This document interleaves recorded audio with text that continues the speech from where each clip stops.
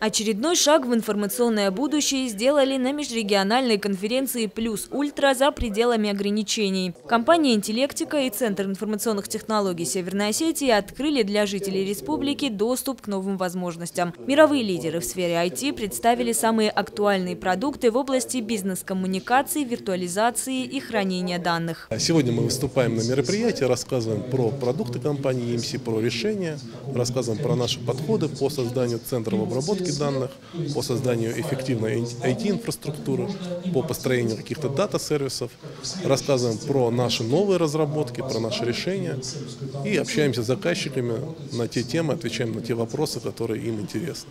На конференции представители мировых брендов представили центры обработки данных, сервера и другие услуги, софты и программы, которые обрабатывают информационные данные. Участникам конференции продемонстрировали некоторые устройства и принцип их действия. Например, компания «Интеллектика» представила систему хранения данных. Это огромный сервер, где расположены так называемые виртуальные десктопы – рабочие места сотрудников. Такая технология – универсальное решение для больших компаний и работников, которые часто ездят в командировки. Чтобы получить доступ к данным на своем рабочем компьютере, достаточно ввести логин и пароль. Эти и другие проекты могут вскоре начать использовать и в Северной Осетии. Информационное будущее республики на деле не так несбыточно.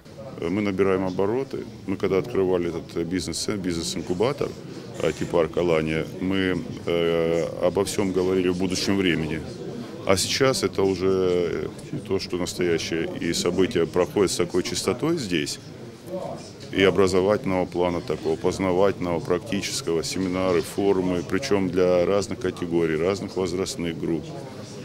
И эта работа набирает обороты. Развитию информационных технологий в Северной Осетии уделяется особое внимание. В будущем планируется создать свой центр обработки данных. Пока же есть возможность пользоваться чужими разработками. Яна Гайгиева, Тинатин Музашвили, Алан Гасанов, Осетия ТВ.